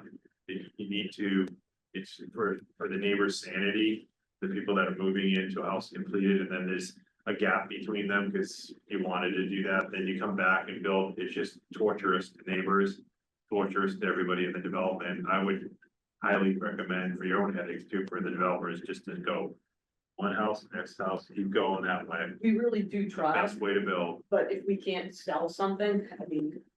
Yeah. Definitely try, because don't forget, right, when you're building them, you wanna grade them into each other. Yeah. So the last thing you want is a homeowner coming in and wanting something, and you've already graded the 2 homes on either side, I now you agree. have something, and. Yeah. So, I mean, although you have a topo plan, you know how it can be, people can change their design concepts, so. We too want a very normalized and thoughtful progression of construction. Yeah, our developers end up, when you do that, they end up spending more money to make the homeowners happy because of some screw up, it just. It's And just- sometimes it's far better just to do all spectrums, Yeah, because custom homes can just. right, you give just a few different things you can do inside. Just the packages, risk. but- You've got to Warren's point, right, Mr. Pierce's point is, you have to look at the economy, so whatever the market's doing, you know, 4 years ago, you would have been building everything and people would come. Flavor of the Yeah. month. Yeah. Yeah. Anybody else in the public that visiting on? I see your. To Charles Street. Thank you. I may have misheard, but did you say you were going to do a traffic study where you were not? Are, You are, okay. So will that include the area of Handle and Charles? Or will it just be, are you more focused on, you know, the crazy legend that's down by Handle Road there? we are not, we don't study Amber Road intersection because we're not touching it. We will study April, Charles, and then we do study Long, and we study Amber to that extent, but we don't ever come out there. But we do come out of Charles onto April, so we will study that, of course, absolutely. That was just a concern of mine because you're adding 14 units up off of Charles Street. Plus there's 3 unsold lots in the extension, so that's 28 plus another 6 cars, you're looking at 34 additional cars coming out of Charles. That's a concern. So the traffic study will actually absolutely address it, and then what they'll say is, okay, look, I mean, roadways are meant to handle many more than 34, but that's not the point. They'll say, look, is there a way to mitigate if there is an issue, or is. You'll see the report, but they will study the area, that's what they've asked us to do, and that's what we do. It's just, the other concern is, you know, just the rate of speed that people come down Hampton Street. Got it. And then obviously all residents that are coming, most of them will come to the end of Charles to take a left on here because they're either downtown. or so. Just people drive down that hill. It's insane. I walk my dog up there, you know, every day. And And it's crazy how sometimes- fast people And sometimes with the traffic report, we'll say, till we get it, we don't know, but as this board knows, they'll do this thing called traffic calming measures. And those include signage, they include, believe it or not, a striping, certain things calm the drivers. So, I'm assuming some of that's going to be in a report, it's gonna come back from a peer reviewer, those types of things happen. But I can't tell you until it comes to just see the report, it would be, Danielle will publish that, so it would be available. And then any questions you have, please. If they think that that intersection requires some signage of some kind, especially coming down that hill. Then that's something that might be done, just a sign telling them to slow down to 80% section, something like that. Just to slow people down on that hill, because you're correct, that hill is can be tricky, especially in the winter time. Spike strips maybe, or something like that. That you shoot out if you're going too fast. Jeff, you gotta follow. So I'm sorry, I missed your name, forgive me. Mike Eastman. Mike, sorry, I thought you heard Mark, Okay. sorry, Mike. Anybody else? Does the study also include? Can you just say your name and address? Gene Hardy, 47 Haverhill Thanks, Gene. Street. Does it also include Lucas and Haverhill? Yeah, oh, absolutely, Yeah. yes, Lucas is the subdivision, always, but that's right from the house. Yeah, we've had those telephone poles replaced. There's two poles on the corner of my property because the road arches. Yeah. Each pole's been replaced 3 times in the 17 years I've been in. No, Right now. So again, the traffic report that we will do will include the impacts resulting from the subdivision. That means the entrances are assessed, the traffic way in front of it is assessed, the impacts on the local roadways as we go out are assessed. So the traffic study doesn't just include like what the interior of the subdivision, it includes the local roads around it, because that's where the impacts come to. And that's why if they feel that there's a traffic calming need, they suggest certain things. No, that's great. So. I'm just afraid if these people are gonna hit telephone poles, I don't want to hit somebody pulling up. And one thing, Jill, oh, sorry. Yes. One thing I wanted to note that during the special permit process, I think Warren actually mentioned at a good recommendation that we kind of skewed our entrance off of Haverhill for Lucas Lane to make a more favorable approach coming off of the subdivision roadway. So that was paired with the abutters concern of that corner and people pulling out and not being able to be seen. So we did make that minor adjustment, and hopefully that helps with the traffic study, more detailed traffic study. That'll show that is a significant improvement. I just wanted to make that note. Thanks, Brenda. The open space plan, Mr. Pearson asked us to look at that driveway entrance and see if we could do something to improve the access onto Haverhill, and that's what is this current version. So does it also study the traffic that will potentially be coming off of Marblehead Street and coming through not only Charles, but all the way down to Lucas? It assesses the current status of traffic along the road. Yeah.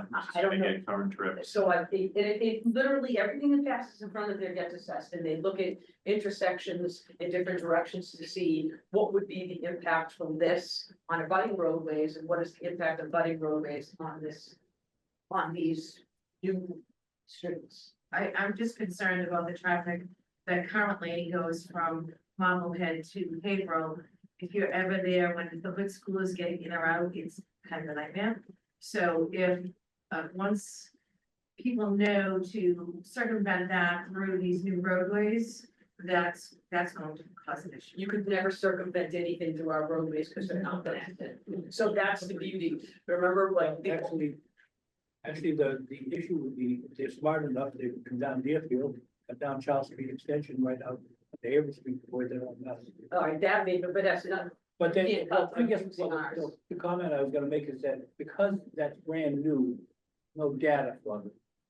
Then it's gonna be difficult for them, they'll know it and we'll explain it to them, but it's gonna be very difficult for them to calculate anything because there's no history there yet. So, we should point it out to them, that there's a possibility that there might be an increased amount of traffic coming that way. Thanks, Warren. The 15, okay. Anybody on, online here, Zoom? Just raise your hand.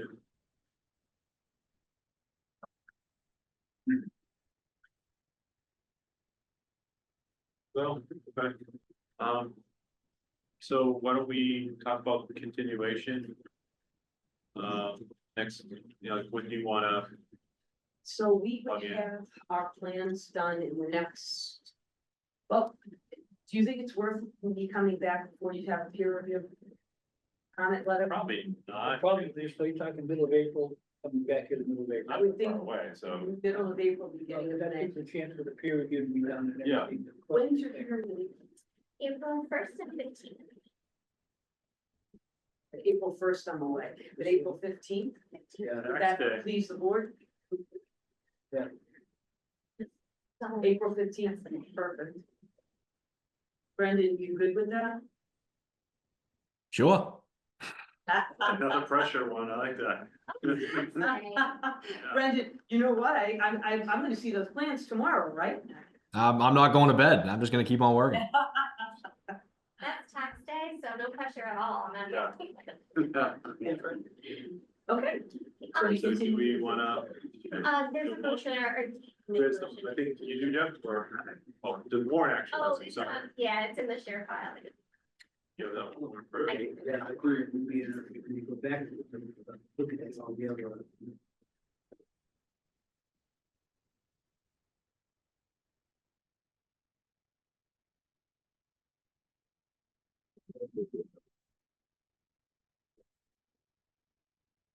Okay, are you ready?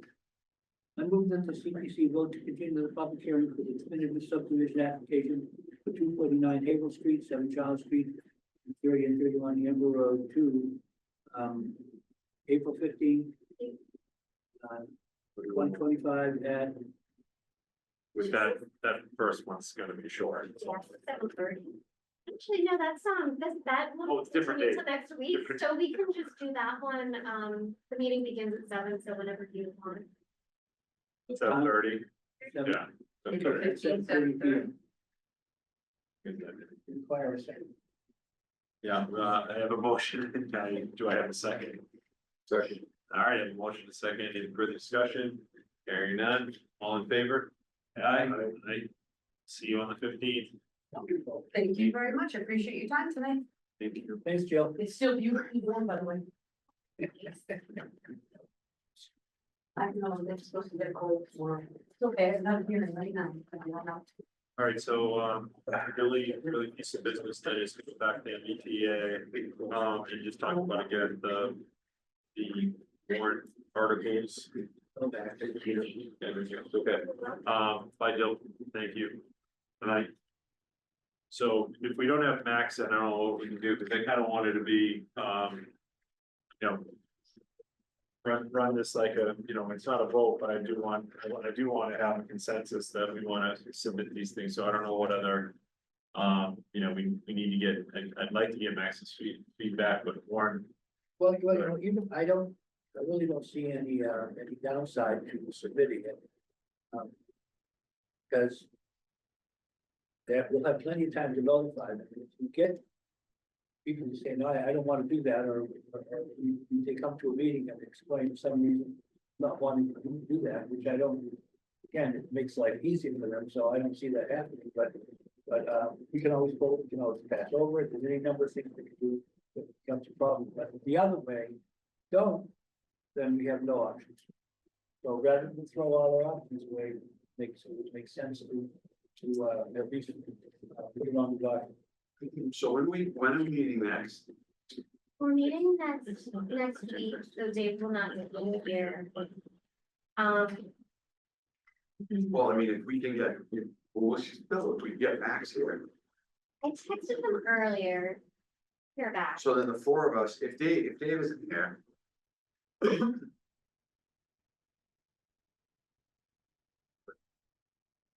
Because right now we're kind of locked.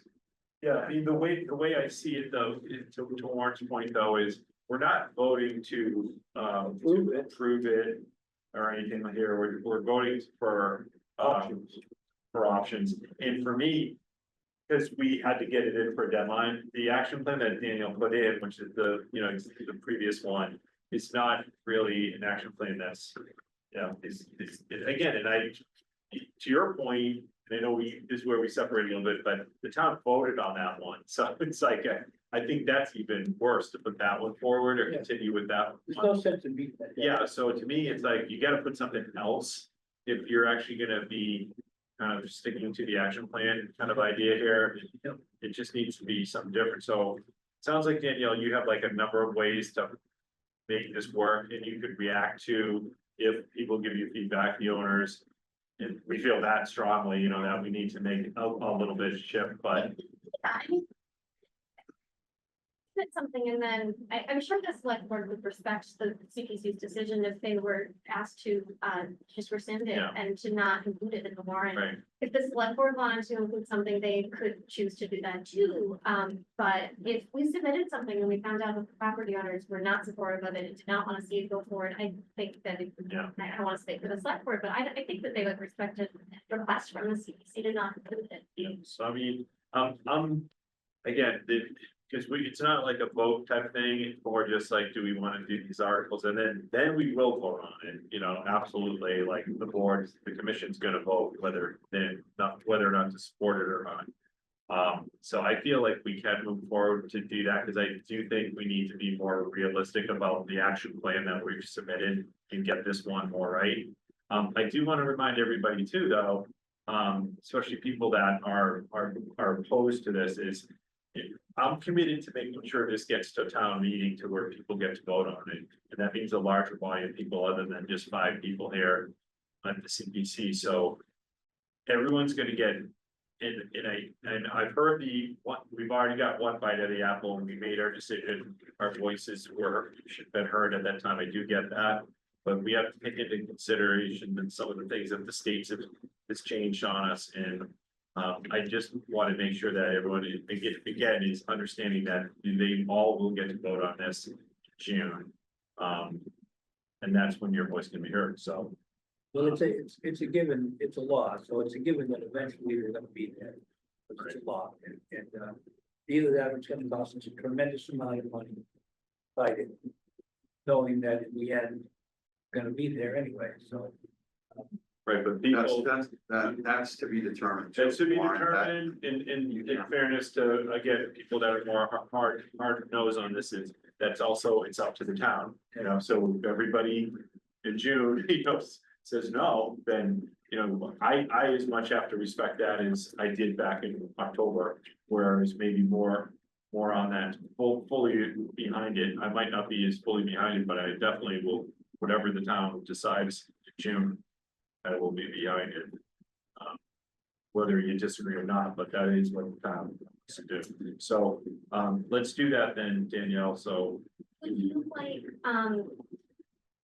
like to submit it, would you like me to revise that Main Street mixed use bylaw so that it doesn't remove any options for development whatsoever, and it only adds? I'd rather have if with respect, and everyone please give me feedback, and I like the limitation of the height if we're going resi. Because I do think like, we just don't have you know, if it's a business that is, well, we have them, you know, the self-storage building is a good example, but they don't, it's not resi, they don't have the sewer issues, but I don't think we just have the space there to put 4 stories and no sewer and stuff, so I think we should limit it. So. I want to be a little clear here, so.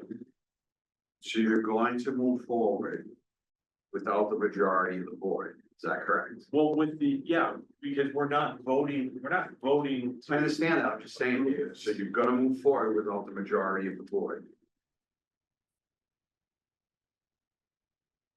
Right now, it's a tie, so, That's what I'm asking. yeah, You're gonna move forward without the majority of the board.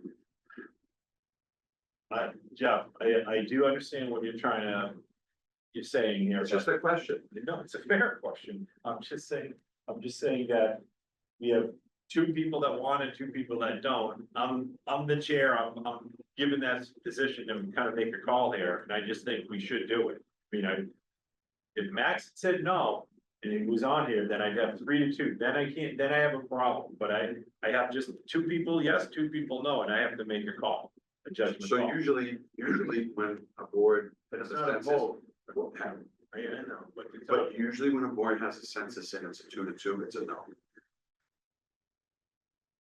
That's how it usually falls. So that's why I asked the question. I think, I agree with you if it had a permanent kind of, result. If this doesn't have a permanent result, you know, this is not a binding thing. This is to push forward a different plan than the one that we shoved in the door to keep us compliant. That's, to me, that's all it is. It's no one here is approving that plan, nor Max is approving that plan. But it is, it is new. And I've told you before, I respect your resolve, I do, I really do, okay? So, but this is, all we're trying to do here is get options, and everything. I mean, but you have to be careful, because by not allowing it to go back to town meeting with this new proposal, you're doing exactly what you don't want to do, and that is take away the people's right to vote on. So all we're. So again, I love you guys, right? You love you? I do have a tremendous amount of respect for you guys, and I've learned a ton of stuff from you guys. It's been great. And I get it. It's like I'm just standing on principle. It's all I'm doing. Well, that's fine. You know, and so the thing is, like, Warren, and that's why I had to look right, I had to look at Dave right in the eye and say, so this is what you're doing. So now the thing is that if you do that without the majority, like, what is the implications of making that decision? What I would prefer, Jeff, that I would really prefer. And we took a census, so we didn't vote, so that's cool, I get it, so we're getting the feel. I know, what I would really prefer is that you guys would go along with at least putting it on the docket so that we can deal with it, so that we can take it to town meeting and get a vote on this new proposal. See, Warren, we've So done that's- this, we did this, we did what the community asked us to do. I've talked to a bunch of the people from our, they didn't understand really what was going on, who really thought. Warren, I think the town made the decision. The town voted, Martin's Landing didn't just vote, the town Yeah, voted. there we go. This wasn't exclusive to them, But there was a lot of. and none of the meetings were exclusive There to was a them. lot of feelings though, Jeff, that by doing what they thought was gonna happen, we were gonna hurt the people in Marcus Landing. That's what the feeling. First of all, Warren, we're not hurting anybody, it's the state that's implemented. When they thought this, by us agreeing with the state that we were gonna hurt the people from Marcus Landing, which we weren't going to. But there was a lot of misinformation. And when you have that much misinformation. I disagree. Decision is made. I disagree. When you have, I believe that there was that much misinformation, and when people make a decision on that, you are almost obligated to review it, to give them more information.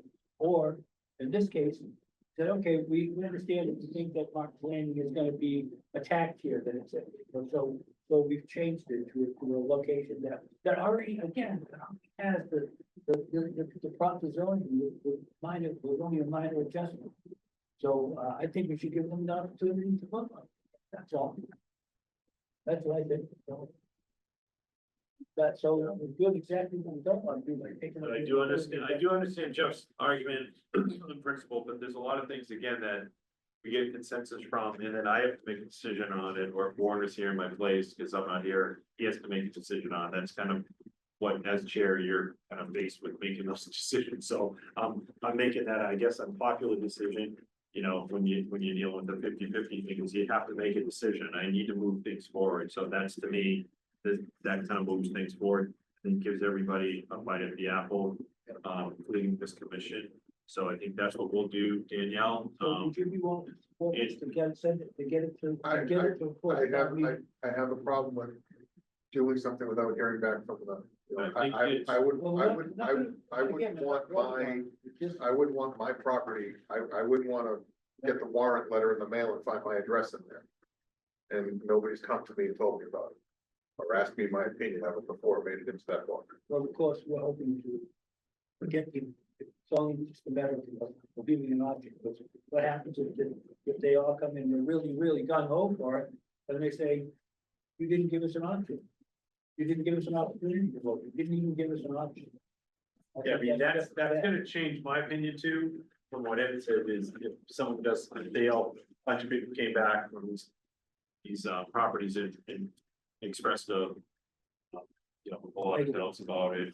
I'd have pause, but I think again, we're in a perfect world and we had 2 months, oh, let's notify them, and then when, I'll wait till we put the warrant, but right now we don't have, it's not the perfect world, so we have to, and I'll take the hit for that, but we have to put something in. And then we have to notify them, because we wanna do that, that was a great suggestion, and we'll see what comes back, that's the best we can do. They wanna get their anger at anyone, they can direct it towards me, I guess, because I'm saying go ahead with the articles, but I'm just trying to make the right call, so give us the options. But I respect your position, so.